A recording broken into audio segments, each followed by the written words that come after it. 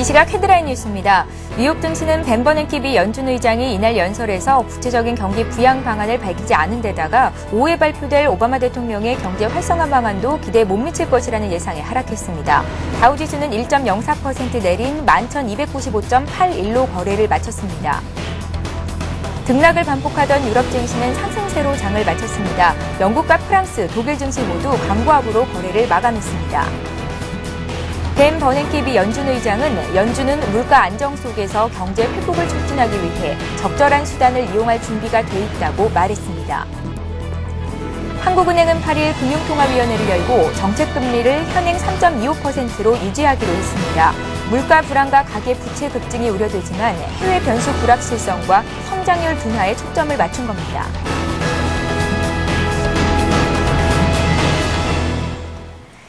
감사히 마감한 뉴욕 증시와 전일 우리장 분석해보고 오늘장 꼼꼼한 실전 투자 전략 짜드리는 시간인데요. 굿모닝 대박 예감 3부 본격적으로 시작을 해보겠습니다. 자, 오늘의 대박 전략 역시 하창봉 팀장, 정태근 전문가와 함께합니다. 안녕하세요. 안녕하십니까. 예.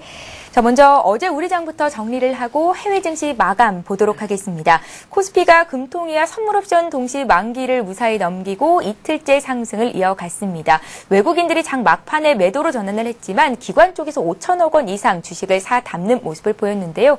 종목별로 그리고 또 업종별로는 흐름이 엇갈렸었습니다. 자세한 정리해 보겠습니다. 예, 어제 국내적으로는 두 가지 이벤트가 있었는데 하나가 이제 금통위였고 또 하나는 이제 선물옵션 동시 만기였습니다. 금통위에서는 아무래도 금리를 3.25% 포인트로 동결을 했습니다. 근데 일부 이제 만장일치는 아니었고요.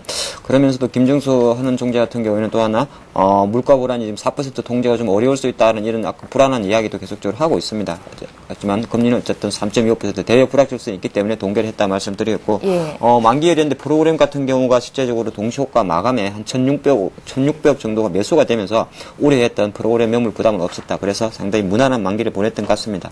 근데 시가 자체가 이제 코스피 시장이 사실 미국장 어떤 상승 흐름을 보고 1,858포인트 정도 상승 출발했습니다만은 전형적인 그 전날 오른 차익 매물이 나오면서 약간 시가 고가형으로 마감을 했고 1,800선, 1,850선에서 본조를 좀 보였습니다만은 전반적으로 한 0.72% 상승하는 흐름을 보였습니다. 수급적으로는 하면 개인 쪽에서 어떤 한 5천억 정도의 차익 매물이 나왔습니다만은 기관, 특히 투신하고 연기금 쪽에서 힘을 많이 발휘했는데, 투신에서 한 4,200억, 기금에서 한 1,000억 정도 매수를 해주면서 5,600억의 어떤 매수세가 들어왔는데, 물론 장 후반에, 프로그램을 통한 매수도 유입됩니다만, 기관이 다시 한번 5,600억 정도 매수를 해주면서 장을 지켜줬다 말씀을 드리겠습니다. 외국인은 이제 초반에는 잠깐 매수가 들어왔다가 장중에는 거의 막판에 약간 20억 정도 파는 그런 모습을 보였던 것 같습니다. 가장 어제 그 특징적인 건 삼성전자가 장중에 80만 원까지 돌파하려는 그런 흐름을 보였었고 삼성전자, 자동차, 포스코, 시가총액 5원에서 10 종목까지의 상승세가 상당히 좋았던 것 같습니다. 그리고 계속적으로 포스코 같은 경우에도 최근 상승세를 이어가고 있고 음식료 업종에서도 일부 종목들은 차별화는 있었습니다만은 또 반대하는 흐름을 보였던 것 같습니다. 가장 코스피 시장에서의 특징은 바로 증권주였습니다. 증권업 지수가 한 7% 빠졌는데 대우증권에서 한 1조 4천억 정도 유상증자 이야기가 나왔고요. 또 우리투자증권 같은 경우도 6천억 정도의 증자 가능성을 이야기하면서 아무래도 증권사가 올해 11월 달이 될 것 같습니다. 11월 달 내년 그 프라임 브로커리지 IB 업무 강화를 위해서 자본금 증자 요건이 필요한 상황에서 약간 이런 이야기가 나왔는데 실질적으로 대우증권이나 우리투자증권은 장중 하한가로 마감하는 그런 흐름이 나왔던 것 같습니다. 그래서 조금 더 디테일하게 이제 수급적인 흐름을 좀 살펴보면 실제적으로 외국인은 어저께 외국인과 기관이 가장 많이 산 건 사실 삼성전자였습니다. 삼성전자에 대해서 외국인은 한 400억, 기관은 한 1,100억 정도를 사줬는데 최근에 어떤 삼성전자의 흐름 자체가 지수를 계속적으로 잡아주면서 어떤 전체적인 시장 분위기는 지수는 잘 잡아가고 있다. 그렇게 말씀을 드리겠고요.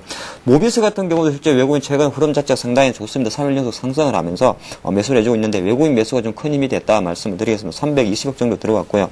유통주 중에서 롯데쇼핑이 좀 매수세가 조금 들어왔다 말씀드리겠습니다. 기관은 실제적으로 외국인 매수가 들어온 것보다 누차 말씀드리지만 더 강한 매수세를 보여줬던 것 같습니다. 금액도 좋습니다만은 지수 상승률로 봤을 때는 삼성전자, 포스코에 대해서 상당히 강한 매기세를 보여줬고 현대중공 한 270억 정도 매수는 들어오고 있습니다만 아직까지 가격적으로는 한 31만 원 정도에서 약간은 정체된 흐름을 보이고 있다. 그래서 거래소 시장에서는 아무래도 삼성전자와 자동차, 포스코의 장이었다 말씀을 드리겠고요.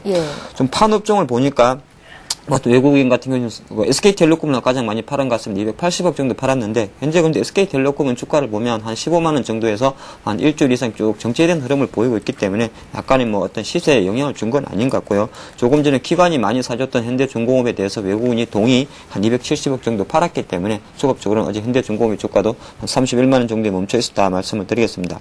어제 코스닥일 수도 있죠. NHN이 이제 거래소에 포함되어 있습니다만 그 인터넷 쪽에 약간 주춤거리고 있는데 여기에는 외국인의 매도세가 조금 가미가 됐다 말씀을 드리겠습니다. 240억 정도 매도가 나왔고요. 기관은 실제적으로 가장 많이 판 걸 보니까 뭐 하나케미칼 사실 거의 한 5% 이상 하락세를 보였는데 하나케미칼에 대한 어떤 그 실적 푸진 우려, 하나 솔믹스가 되겠죠. 태양광사는 푸진 그것 때문에 조금 안 좋게 보는 것 같고요. 가장 결정적으로 정권주, 사실 뭐 어제 정권주가 가장 많이 빠졌기 때문에 삼성증권이라든지 우투에 대해서 상당히 많은 매도세를 보였던 것 같습니다. 예, 자 이번에 코스닥 쪽 짚겠습니다. 코스닥 지수는 하루 만에 하락했는데요. 기관의 매도가 강하게 나왔었습니다. 정책 테마주들이 대부분 하락을 했고 4대강 관련주들이 줄줄이 상한가까지 오르는 모습을 보여줬었는데요. 수급도 함께 봐주십시오. 예, 코스닥 시장 같은 경우 어저께 이제 거래소에 대비해서는 종가상 480 안착에 실패하고 오히려 마이너스 0.8%가 빠졌습니다. 예. 475.30포인트로 나왔는데 코스닥 시가총액 중에서 CJ E&M하고 몇 개 종목 빼고 나면 대부분의 코스닥 시가총액 상위 종목들이 좀 빠진 흐름이 나왔습니다. 제가 수급적으로 보니까 개인하고 외국인은 조금 사줬는데 기관이 71억 제가 보니까 날짜를 잡았더니 3거래일째 매도세가 나왔습니다. 그래서 물론 뭐 코스닥 비중이 원래는 개인이 높습니다만 최근 7월달 이후부터 지금까지는 거의 기관화 종목이었기 때문에 예. 기관이 좀 팔다 보니까 오히려 거래소 대비해서는 좀 약했다 말씀드리겠고요. 강세 업종을 보이는 업종은 보니까 4대강 관련주들이 아침에 기세 상한가를 나왔었습니다. 그 이명박 대통령이 4대강 지천 사업에 대한 그 계획을 발표하다 보니까 가장 많이 우리가 알고 있는 뭐 이화공영이라든지 특수건설, 삼목전공, 울트라건설, 홈센터 이런 종목들이 기세 상한가가 나올 정도로 상당히 강했다 말씀드리겠고 약간 약세를 보였던 거는 아무래도 조금 전에 말씀드린 것 같이 인터넷 쪽으로 좀 빠졌던 것 같습니다. 뭐 다음이라든지 SK컴퓨터에 좀 하락세가 나왔고 대선 테마주는 워낙 그 전날 장 끝나고도 공중파 뉴스에서도 대선주의 어떤 주가 급등에 대해서 검찰 주가 조작 이야기가 나오다 보니까 거의 다 하한가를 가는 상당히 약한 흐름을 보였던 것 같고 최근에 좀 흐름이 좋았던 이 가스관 그 남북한 그 러시아카 이어지는 가스관 사업에 대해서 어떤 그 관광 업체들이 상당히 강세에 보였었는데 어저께는 좀 빠졌었고요. 근데 아마 제가 어제 보니까 어저께 밤에 이 대통령이 또 다시 한번 빠르면은 이 남북한 그 러시아로 이어지는 가스관 사업에 대해서 원래 11월 달에 이제 정상회의 때 언급될 거지만은 빠르게 진행될 수 있다는 이야기가 어저께 장 끝나고 또 나왔었기 때문에 어제 약세를 보였던 이 관광 업체에 대해서 오늘 한번 또 지켜볼 만하다 말씀을 드리겠고요. 전반적으로 코스닥 같은 경우는 역시나 그 어떤 기관의 어떤 매수가 없다 보니까 좀 약했다 말씀드리겠고 수급적으로 잠깐 살펴봤더니 최근에 가장 강세를 보이는 그 업종은 코스닥에서 CJ E&M입니다. CJ E&M 같은 경우가 외국인과 기관이 동시 양매수가 들어오면서 최근에 강한 상승을 보이고 있습니다. 뭐 슈퍼스타 3, K3에 대한 어떤 강한 모멘텀이 좀 작용한다 말씀을 드리겠고 외국인 실제로 그 외에는 뭐 SK컴즈라든지 뭐 시젠 같은 종목을 좀 사고 있습니다만은 약간은 시세로 봤을 땐 좀 밀렸다 말씀을 드리겠고 기관이 산 중에 가장 특징적인 종목이 유비벨룩스가 있습니다. 한 16억 정도 매수를 해줬는데 이 종목은 자동차에 들어가는 그 스마트카드 제조업체인데 지금 52주 신고가를 달리면서 한 27,000원 정도 약간 그 상승세를 이어간다 그렇게 말씀드리겠습니다. 예, 국내 증시 짚었고요. 자, 이번에는 국내 증시, 오늘장 국내 증시에 영향을 미칠 만한 글로벌 증시 마감과 함께 이슈 체크를 해보겠습니다. 오늘 새벽에 미국 뉴욕 증시가 버락 오바마 미 대통령의 경기 부양 연설을 앞두고 일제히 하락을 했습니다. 유럽 증시는 상승했는데요. 벤 버냉키 연준 의장이 고용 회복을 위해서 최선의 노력을 다하겠다라고 언급은 했지만 구체적인 부양 시기라든지 규모를 언급하지 않은 점이 투자 심리를 위축을 시켰었습니다. 자, 오바마 대통령의 연설이 지금 시작이 되고 있는 것으로 알려졌는데요. 미리 발표된 연설문에서 자국 경제를 활성화시키기 위해서 4,470억 달러 규모의 고용 창출 법안을 통과시키기 위해서 힘쓸 것이다. 이런 내용이 언급이 됐었는데요. 또 경제 지표도 몇 개 발표가 됐었습니다. 함께 정리를 하겠습니다. 정태근 전문가님. 네.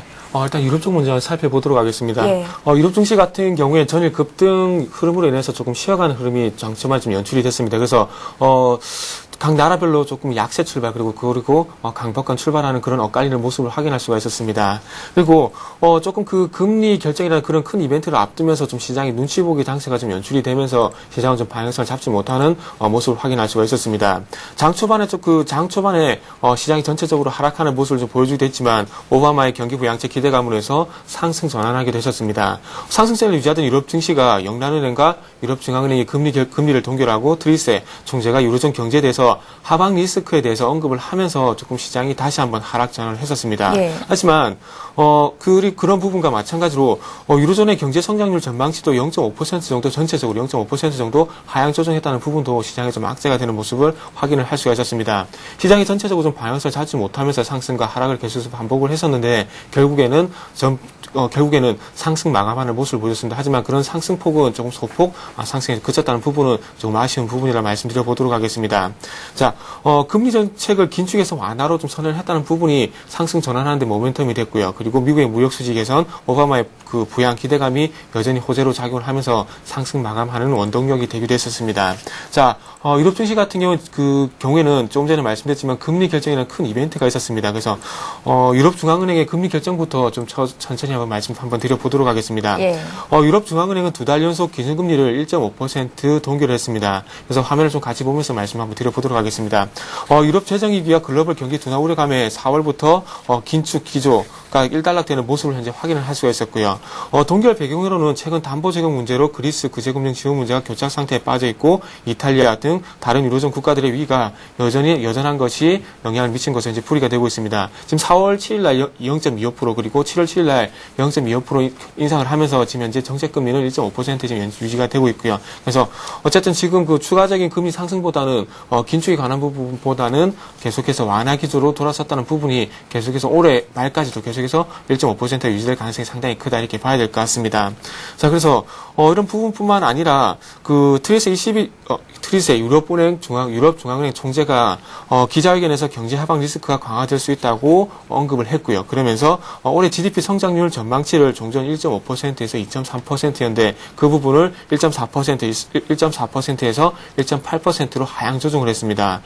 향후 몇 개월간 완만한 성장을 예상하고 있긴 하지만 불확실성이 아주 높은 상태라고 우려감을 표시를 했고요. 통화 팽창 속도는 여전히 완만한 편이고 시중 유동성은 충분한 상태라고 평가를 했습니다. 인플레이션에 대해서는 중기적인 관점에 대해서는 대체로 균형적이라고 평가를 했고요. 그러면서 종전 인플레이션 전망치인 2.5%에서 2.7%를 유지를 했습니다.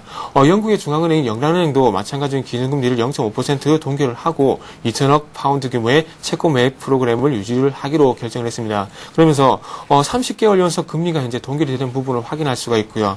경기가 악화될 시에 양적 완화 프로그램을 다시 한번 시작한다는 옵션에 대해서 선택 가능성을 현재 열어두는 모습을 확인할 수가 있었습니다. 자, 일단 유럽 쪽에서 계속해서 금리 인하에 대한 부분을 계속해서 얘기를 하고 있는데 제가 볼 때는 금리 인하를 하는 것이 시장에 도움이 되는 것보다는 제가 보기에는 악재라고 좀 말씀 한번 드려보고 싶습니다. 자, 시장이 하락할 때 계속해서 금리가 하락하는 것을 확인할 수 있고요. 그리고 시장이 계속 상승할 때 경기가 회복이 될 때 시장의 금리가 상승하는 것을 확인할 수 있습니다. 근데 지금 상황 속에서 만약에 금리를 인하하게 된다면 그 부분은 경기가 계속해서 악화될 가능성이 크다. 앞으로도 경기가 이 부분이 일시적인 리스크가 아닌 장기적인 경기 하방으로 진입할 것을 인정하는 부분이기 때문에 지금은 금리 인하를 하는 것은 긍정적인 것이 아니라 절대 이 부분은 악재가 되는 것이라고 좀 명심을 좀 하셨으면 좋겠습니다. 그래서 이 정도까지 마무리를 하고 미국 증시를 또 한번 살펴보도록 하겠습니다. 미국 증시를 한번 살펴본다면 미국 증시 같은 경우도 하락 출발했습니다. 미국의 7월달 무역 수지가 전달 대비 큰 폭으로 개선이 됐지만 고용 지표가 안 좋게 발표됐다는 부분이 악재가 되면서 장 초반 약세를 보이는 모습을 확인할 수 있었습니다. 예. 업종별로 봤을 때 은행주 그리고 산업주가 약세를 보였지만 그와 반대로 에너지주는 또 강세를 보이는 모습을 확인할 수가 있었고요. 그러면서 오바마의 부양책 기대감으로 해서 상승 전환하는 모습을 보였지만 다시 한번 하락을 했습니다. 하락 전환하면서 낙폭을 또 확대하면서 1%대 하락 마감을 했고요. 여기에 대한 악재가 됐던 부분이 버냉키 연준 회장이 경제학 클럽 연설에서 미국의 성장 그리고 고용이 우려스럽지만 적절한 대경제 회복을 위한 적절한 준비 수단을 준비하고 있다고 얘기를 했습니다. 있습니다. 근데 이런 부분을 볼 때 시장에서 어떤 부분을 악재라고 인식을 했냐면 잭슨홀과 마찬가지로 아직까지도 구체적인 조치 그리고 구체적인 시간을 명시를 하지 않았던 부분이 시장에서 악재라고 지금 현재 평가를 하고 있는 것입니다. 그래서 언제든지 할 수 있는 적절한 수단을 준비를 하고 있지만 어쨌든 결론적으로 그런 구체적인 조치에 대한 언급이 없다는 부분이 시장에서 악재로 받아들였다는 부분이 되겠죠. 그래서 이런 부분에 대해서 좀 구체적인 명시가 나오는 것을 시장에서 원하고 있다는 부분도 좀 알 수가 있습니다. 자, 어제 발표된 지표들을 한번 좀 차례로 한번 살펴본다면은 무역 수지부터 한번 좀 살펴보도록 하겠습니다. 상당히 시장에 큰 폭으로 감소했다는 부분이 상당히 긍정적으로 작용을 했는데 미국 상무부 발표에 따르면 7월달 미국의 무역 적자는 448억 달러를 기록을 했습니다. 2년 5개월 만에 가장 큰 폭인 전월 대비 13%나 감소를 하면서 예상치인 510억 달러를 하회를 했습니다. 7월 수출이 3.6% 증가를 하면서 1,780억 달러를 기록을 했다는 부분이 상당히 긍정적으로 영향을 미쳤습니다. 중남미 지역 그리고 중국 등의 수출이 증가를 했고요. 통신 장비, 민간 항공기, 자동차, 산업용 엔진 등에서 수출 증가를 산업용 엔진 등이 수출 증가를 좀 주도를 했습니다. 수익 같은 경우 2,228억 달러로 0.2% 감소를 했습니다. 유가가 100달러를 아무래도 넘다 보니까 원유 수입이 감소했던 부분이 좀 영향을 미친 것으로 확인이 되고 있습니다. 자, 다음 신규 실업수당 청구 건수 한번 살펴보도록 하겠습니다. 고용지표 같은 경우에 계속 시장에 영향을 미치고 있는데 어제 같은 경우 장 초반에 조금 장 초반에 좀 악재가 됐었죠. 그래서 한번 확인을 해보도록 하겠습니다. 주간 신규 실업수당 청구 건수 같은 경우에 41만 2천 건을 기록을 했습니다. 지난주 같은 경우에 40만 9천 건인데 다시 한번 수정이 되면서 41만 2천 건인데 지난주보다 2천 건 정도 증가한 것을 확인을 할 수가 있었습니다. 어떤 생산과 일자리 창출이 현재 계속해서 증가를 하지 못하고 있고요. 그리고 기업들이 노동 비용을 줄이기 위해서 계속해서 고용을 증가시키지 않고 있다는 부분이 조금 영향을 미친 것으로 확인이 되고 있습니다. 자, 신규 실업수당 청구 건수 같은 경우에는 4주 전처럼 40만 건 이하로 하회를 해야 조금 시장이 안정이 됐다고 해석을 합니다. 하지만 최근에 그런 부분이 일시적으로 40만 건 이하로 하회를 했다가 지금은 상승하는 모습을 확인할 수 있습니다. 그래서 계속해서 고용시장이 지금은 아직까지 정체되어 있다는 부분을 계속을 확인한 것으로 좀 이해를 하시는 게 좋을 것 같습니다. 예. 글로벌 증시 마감과 함께 이슈들 체크를 해봤고요. 지금 시각이 8시 17분을 막 넘어가고 있는데요. 두 분의 구체적인 투자 전략 듣기에 앞서서 각 증권사들은 오늘 어떤 투자 의견을 내놓고 있는지 여의도 리포트 내용 살펴보고 가겠습니다.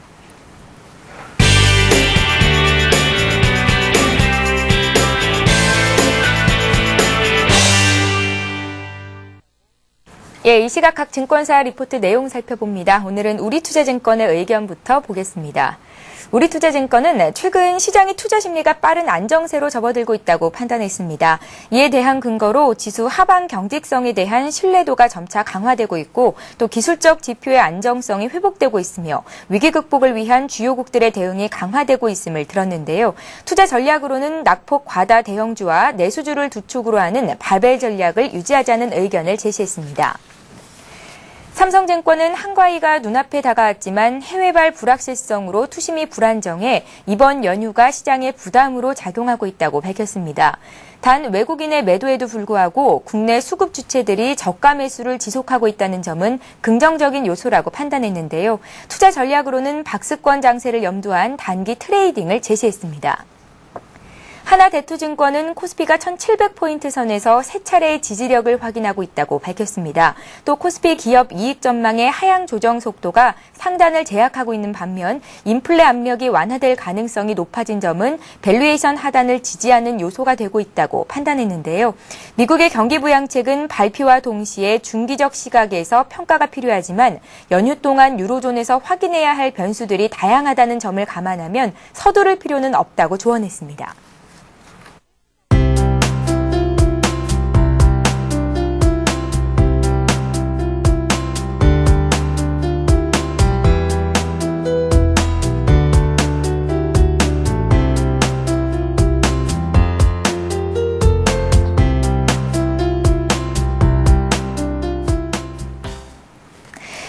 예, 오늘 증권사 투자 의견 살펴봅니다. 오늘은 신영증권으로 가보겠습니다. 청담 지점의 정광익 대리 전화로 연결합니다. 안녕하세요. 예, 안녕하세요. 예, 신영증권은 오늘 투자 의견 어떻게 정리를 하실지 긴 연휴를 앞두고 있는데요. 정리해 주십시오. 예, 오늘은 저희는 경기에 대한 관점이 변경되었다. 그리고 정책금리 인상 필요성이 낮아지고 있다는 주제로 어제 금융통화위원회의 내용을 갖다가 좀 정리를 해서 발표를 드리겠습니다. 9월 금융통화위원회의 결론은 경기에 대한 코멘트 변화가 아닐까 합니다. 지난달까지 상승 기조를 이어갈 것이라고 언급했던 국내 경기에 대한 코멘트가 장기 추세 수준의 성장을 이어갈 것이라고 변경이 되었습니다. 이와 같은 경기에 대한 코멘트 변화는 한국은행이 생각하고 있는 GDP 갭이 0임을 간접적으로 나타난 게 아닌가 하는 생각을 하고 있습니다. 잠재 GDP, 즉 물가 상승률을 가속화시키지 않으면서 달성할 수 있는 최대 생산 능력이 잠재 GDP인데요. 그 잠재 GDP와 실질 GDP 간의 갭이 0이라면 수요 견인으로 인한 인플레이션은 없다는 의미가 됩니다. 금융통화위원회의 통화정책 결정문에서 약 4%를 기록한 인플레이션에 대해 인플레이션 기대 심리로 당분간 높은 수준을 기록할 것이라고 언급했지만 상승 기조에 따른 수요 압력이라는 문구는 삭제가 되었습니다. 향후 수요 측면에서의 인플레이션 압력이 제한적일 것이라고 보는 이유입니다. 이번 금융통화위원회로 인해 연내 추가 정책금리 인상 가능성은 매우 낮아졌다고 보고 있습니다. 물론 앞서 말씀드렸다시피 한국은행의 정책금리 인상 기조가 종료가 아니라는 언급은 계속될 것입니다. 하지만 글로벌 리스크가 존재하고 경기와 물가 상승 압력은 제한적인 상황이 지속된다면 정책금리를 인상하지 않겠다는 속내를 드러낸 것이라고 판단이 됩니다. 그래서 저희 신영증권에서는 연내 0.25%, 즉 한 차례로 보던 정책금리 인상 가능성을 변경해서 연내에는 계속 동결이라고 조심스럽게 예상을 좀 하고 싶습니다. 만약에 저희의 예상과 다르게 정책금리가 다시 인상을 해야 되는 상황이 올 수도 있는데요. 어떤 경우에 가능할까 생각을 해보면 일단 수요 견인 인플레이션을 우려하지 않는 김중수 한은 총재가 우려할 수 있는 것은 비용에 따른 인플레이션 견인이라고 볼 수 있습니다. 예를 들어 FOMC의 추가 양적 완화로 원자재 가격이 상승한다면 농축수산물 가격 안정에도 물가는 계속 상승 압력을 받을 수가 있겠습니다. 그러니까 이제 한국은행의 추가 금리 인상 가능성과 속도는 원자재 가격에 달려 있다고 말씀드릴 수가 있겠습니다. 어제 시장에서는 정책금리 동결을 이미 예상하고 있었지만 채권 시장은 약간 추가적인 강세를 보였습니다. 그 이유는 캐리 수요가 아닐까 생각이 드는데요. 9월 9일 약 10조 원의 국고채 원리금 상환이 예정되어 있고 그리고 한국은행의 RP 만기 물량까지 겹쳐 있는 상황에서 10조 원의 국고채 상황은 지준 상황을 큰 폭의 인하로 전환시킬 것입니다. 그리고 추석 연휴까지 좀 겹쳐 있던 게 어제 채권 시장에 좀 강세가 보였던 이유가 아닌가 싶습니다. 지금 당장 캐리 수요가 확인되더라도 추석 후에는 통화량 조절 정책을 갖다가 좀 생각을 해야 될 것 같습니다. 수요로 인한 인플레이션 압력이 줄어든 상황에서 정책금리 인상 가능성은 크게 줄어들었고 그리고 물가 상승 압력이 줄어들고 가격이 안정화될 것이라는 기대하는 가운데 가계부채 부실 우려, 글로벌 하방 위험 증가에도 불구하고 정책금리를 인상하기는 어렵다는 게 저희 의견입니다. 최근 한 달간 상당히 어려운 장세가 많이 있어서 개인적으로 투자하신 분들이 많이 마음고생하셨을 것 같은데요. 이번 추석 연휴에 좀 잘 쉬시고 다음 주부터도 좋은 투자하셨으면 좋겠습니다. 이상입니다. 예, 신영증권 청담지점의 정광익 대리였습니다. 고맙습니다. 감사합니다.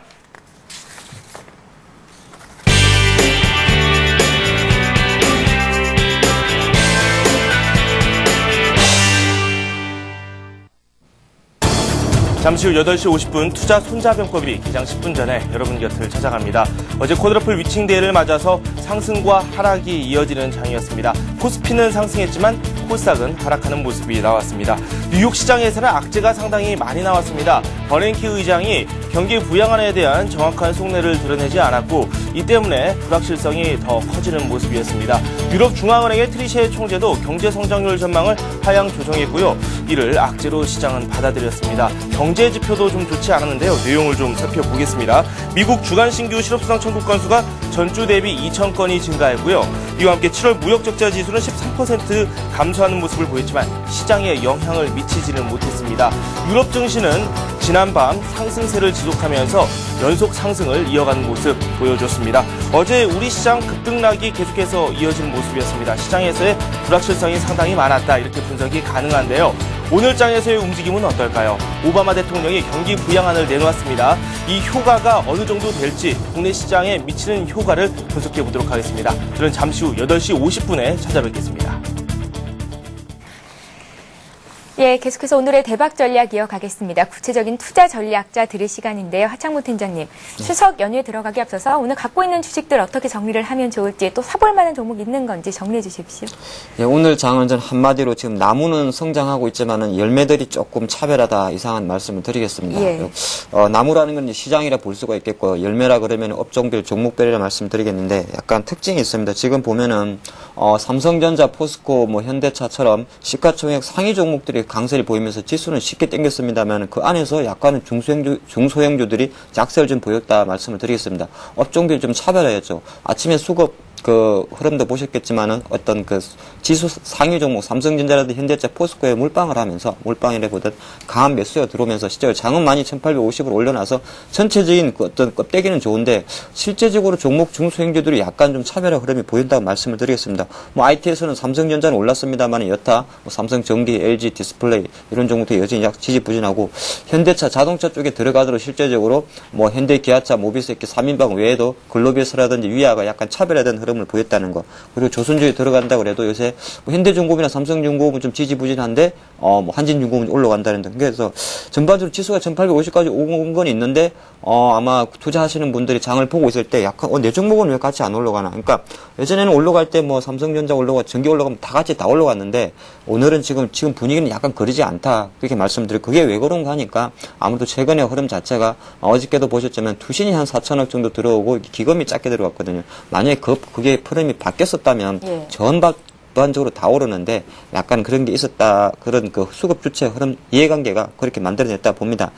실제로 오늘 같은 날도 어저께 같은 게 만기 날 이제 기간이 상당히 큰 역할을 했는데 오늘 아무래도 우리가 보통 만기 끝나고 나면 후폭풍이라는 이야기를 잠깐 합니다. 그래서 어저께도 보면은 그 마감할 때 코스피 100 지수는 종가 에서 한 0.8포인트 더 올려서 마감을 했는데 12월물 선물지수가 좀 심했습니다만은 백오데이션 마이너스 1.8로 끝났습니다. 원래 정상적이라면 베이시스가 1.2가 돼야 되기 때문에 오늘 장 아침에는 약간은 다시 한번 프로그램 매물 출회가 조금 나올 수가 있다 이렇게 말씀을 드리겠습니다. 수급적으로 뭐 외국인이 어느 정도 아직 강력한 매수가 안 들어오는 상황에서 약간의 프로그램 매물이 나온다면 오늘 장은 또 약간은 어떤 후폭풍이라고 그러면 그렇게 기쁠 것 같지는 않는데 약간은 좀 매물 출회 가능성이 있다 말씀을 드리겠습니다. 지금 이제 오늘 사실 고민이 그거 아니겠습니까? 우리가 이제 연휴 쉰단 말이죠. 추석 앞두고 주식을 팔고 갈지 들고 갈지 제가 고민하실 것 같은데 사실 우리가 쉬는 사이에 유럽과 미국 쪽에서 여러 가지 이슈들이 좀 부각이 될 것 같아서 그래요. 그렇죠. 그런데 저는 이런 말씀을 드리고 싶네요. 뭐 사실 우리 주식 하루 이틀 하는 거 아니고요. 네. 판다고 뭐 굳이 물론 어떤 고가권 있는 종목이라든지 아니면은 좀 여유 있는 주식이라면 뭐 조금 줄이고 하시는 것도 좋긴 한데 불확실한 건 있습니다만은 좀 저는 들고 가라고 말씀드리겠습니다. 불확실한 것이 사실 심리적으로 불안한 것도 좀 크거든요. 예. 뭐 오늘 중국의 또 물가지수 이야기 나올 거고 물론 뭐 중국 긴축 우려는 안 나오고 있습니다만 그렇게 나오고 9월 11일이 또 9.11 테러 뭐 몇 주년 되죠. 그런 것 자체 그리고 이제 실제적으로 오늘 다시 한번 이제 그 본질적으로 들어가면 G7 회담 쪽에서 유럽 은행들의 추가 자본 확충에 대한 문제도 논의가 되고 또 뭐 9월 15일 올라가면 뭐 그리스 또 이야기 나오죠. 이탈리아 이야기 나오는데 전반적으로 사실 대외 분위기는 안 좋습니다만은 지금 우리 장이 밑에서 이렇게 지지하면서 빠져왔다는 것 자체는 그래도 강하게 봅니다. 오늘 아침 이제 동시효과 잠깐 들어오는 거 보니까 삼성전자에 대해서 약간 뻥카성, 호가성 매도 효과가 나와가지고 약간 심리는 안 좋게 만듭니다만은 이런 것 자체는 뭐 삼성전자 80만 원까지 갔기 때문에 오늘 쉬지 않겠습니까? 그래서 주식은 좀 가져가라는 말씀을 드리겠고요. 예. 한 가지 좀 주의 사항을 좀 드리면 이건 뭐 물론 그 항상 이렇게 코스닥 지수가 지금 약간은 좀 약하다는 흐름이 듭니다. 실제적으로 7월 달부터 좀 한 달 반 이상 강하게 끌어왔고 9월 초순부터 약간은 코스닥 지수가 그래서 시장을 좀 못 따라가는 그런 흐름이 좀 느껴집니다. 수급적으로도 기관에서 한 3일 정도 팔았고요. 뭐 테마 쪽도 사실 보면 사실 그 테마 자체가 오늘도 아마 그 4대강 관련주하고 한러 러시아 가스관 관련주들이 좀 상승 출발이 되는데 대선 테마주라든지 또 이런 게 좀 주의보가 좀 나오고 있기 때문에 코스닥 쪽은 좀 아무래도 우리가 8월 달보다는 조금 눈높이를 낮추시고 오히려 그리고 실적이 되는 큰 코스닥 쪽으로 CJ ENM이 잘 가는 것처럼 큰 종목 쪽으로 조금 방향전 하시는 것도 좋은 전략이다 말씀을 드리겠습니다. 예, 자 이번에 정태근 전문가 투자 의견 듣겠습니다. 우리가 이렇게 오바마 대통령의 경기 부양책 발언에 집중을 하는 이유는 국내 증시가 올라가려면 어쨌거나 외국인 투자자들의 매수세가 유입이 좀 돼야 할 텐데 그러니까 안전자산에 대한 선호도가 좀 죽기 위해서는 그런 우리 같은 신흥국 쪽에 돈이 들어오기 위해서는 어떤 경기 부양책이 가시화될 만한 것들이 나와야 한다 이런 의견입니다. 오바마 대통령이 이제 곧 아주 구체적이고 또 또 계획적인 고용안을 공개를 할 것이다. 이런 내용들이 속속해서 뉴스들이 들어오고 있는데요. 좀 증시에 긍정적으로 작용을 할 것이라고 보시는 건지 정태근 전문가 의견 듣겠습니다. 일단 결론적으로 말씀드린다면 어떻게 하원과 상원 쪽에서 빠르게 통과하는 여부가 외국인의 수급에 좀 변수라고 말씀드려야 될 것 같습니다.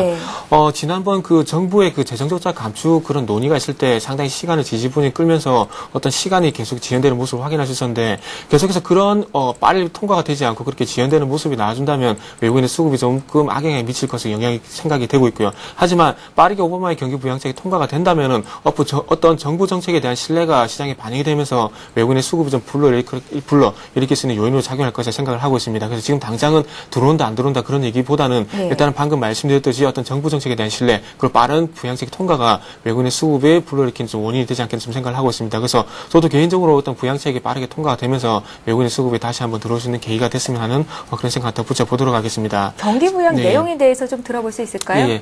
일단 4,470억 개에 대한 얘기가 현재 나오고 있는데 일단은 그 연준의 어떤 그 2차 양적 완화처럼 시장에 장기 채권을 매입을 하면서 어떤 6천억의 돈을 풀겠다는 것이 아니고요. 이런 부분 4,400억 부분은 어떤 통화 정책이 아니고 정부 정책이죠. 어떤 액션에 대한 정책이기 때문에 실질적으로 돈을 풀기보다는 세제 혜택과 그리고 신규 정부 지출하는 얘기가 나오고 있는데 급여세이나 그리고 기업의 세제 혜택을 주면서 2,450억 원에 대한 어떤 그 감세 효과를 노리겠다는 겁니다. 그래서 돈을 2,450을 풀겠다는 것이 아니라 실질적으로 어떤 세금을 인하해주면서 그런 세금 인하로 되면서 어떤 그 2,450억 원의 뭐라 그랬죠?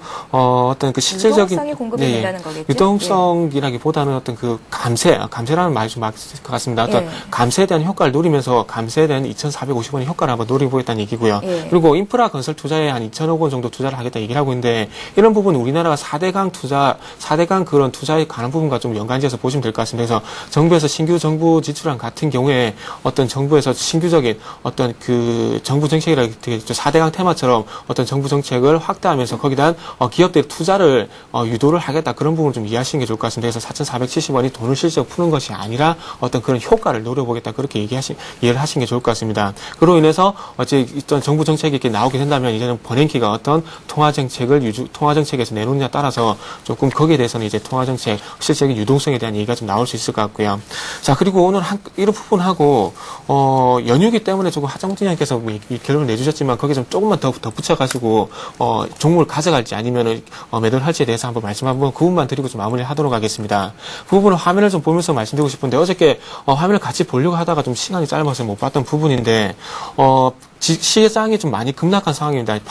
많이 급락하고 8월 9일부터 어쨌든 시장이 좀 하반기에서 확보를 하고 있는데 8월 9일부터 9월 8일 어제까지의 어떤 업종 동향, 지수 동향을 한번 보면서 말씀드리고 싶습니다. 그래서 9월 8일 기준으로 해서 지수 업종 비교 차트라고 좀 말씀드리고 싶은데 지금 현재 화면에 나오고 있습니다. 검은색 같은 경우에 코스피 흐름입니다. 그래서 종합주가 지수 흐름인데 지금 현재 코스피 대비 강세 업종이 어제까지 봤을 때 IT, 철강, 유통으로 확인이 되고 있고요. 그리고 약세 업종 같은 경우에는 자동차, 은행, 화학, 건설, 조선으로 확인이 되고 있습니다. 그렇다면 시장 대비 약세 업종이라면 좀 매도하는 것이 맞지 않겠나 좀 생각을 하고 있고요. 그와 반대로 좀 시장 대비 강한 업종 IT, 철강, 유통 같은 게 시장 대비 강세를 보여주고 있기 때문에 조금 이 부분 세부적인 종목이 아니고요. 업종으로 봤을 때 IT, 철강, 유통이 좀 강세를 보이기 때문에 좀 홀딩하는 것이 맞지 않겠나 생각을 하고 있습니다. 그래서 어떤 종목을 다 파는 것, 다 사는 것이 아니라 업종마다 이렇게 조금은 그 전략을 좀 차별하는 것이 좀 좋겠다고 생각을 하고 있습니다. 하지만 이런 그 업종 중에서도 IT, 철강, 화학, 건설 같은 경우는 현재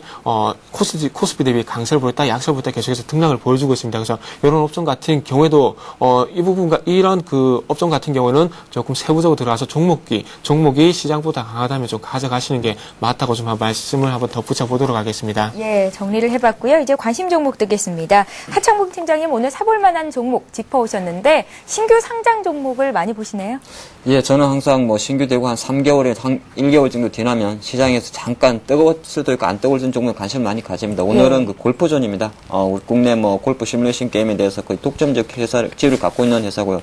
이 골프존이 제가 왜 안 가는지를 딱 분석을 해봤더니 한 두 가지가 있더라고요. 하나는 공모가가 사실 85,000원에 나왔습니다. 공모가가 상당히 고평가 논란이 많았고 또 하나는 이게 지금 어떻게 보면은 업종도 업종입니다만은 약간 생소한 업종이 있습니다. 왜냐면 우리는 알고 있습니다만은 시장에서는 모를 수가 있습니다. 그러니까 시장이라는 게 이제 이 안에 숨어 있는 시장이겠죠. 보이지 않는 시장.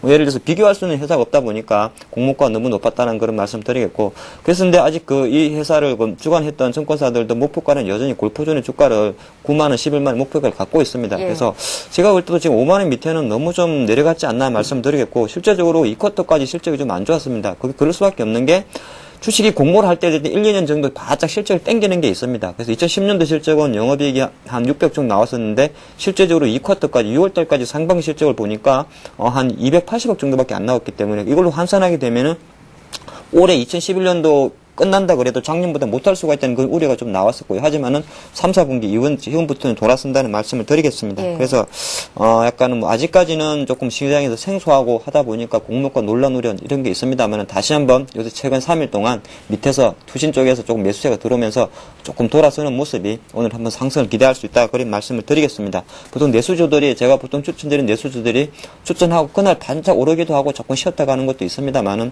약간은 이제 약간 밑에서 돌아서는 흐름에 주목을 하겠다는 말씀을 드리겠고요. 목표가로 매수가로 제시해드리는 가격은 아침에 저는 그 한 55,300원 정도를 생각하고 있습니다. 어제 종가는 56,000원인데 약간 어저께 그 거래량이 좀 가벼운 종목이다 보니까 이 종가에 대해서는 약간은 그 호가 공백이 있다 보니까 55,300원 정도 매수를 하시게 되면 1차 반등 목표치는 한 63,200원까지 일단 좀 짧게 보는 전략으로 말씀드리겠습니다. 예, 손절가는 얼마나 잡아볼까요? 손절하셔야죠. 손절가는 5만 원 이탈을 할 수 전에 57,000원 정도에서 좀 잘라주는 전략으로 말씀드리겠습니다. 예, 하창문 팀장님 골프존 내용 살펴봤고요. 정태근 전문가 오늘장 공략해볼 만한 종목 듣겠습니다. 네. 이틀 동안 좀 안 좋았었는데 오늘 그 부분 좀 많이 해보도록 하겠습니다. 예. 오늘 가지고 나온 종목은 DIC라는 종목을 가지고 나왔습니다. 아시다시피 DIC 같은 게 자동차 부품주입니다. 자동차 변속기, 지게차 부품을 생산하는 국내 최고의 기어 생산업체를 보시면 될 것 같고요. 매출의 50%가 자동차 부품입니다. 그래서 주요 매출처가 현대, 기아차, GM 대우로 좀 집중이 되어 있는 것을 확인할 수가 있습니다. 그래서 기업 내용은 이 정도 마무리를 하고 기술적인 부분 그리고 수급적인 부분을 보면서 전략 한번 세워보도록 하겠습니다. 먼저 특징적인 부분이 DIC 같은 경우에 최근에 수급이 상당히 괜찮습니다. 투신과 보험 쪽에서 계속 매수가 유지되면서 기관 전체적으로 매수 우위에 놓여 있는 것을 확인을 할 수가 있고요.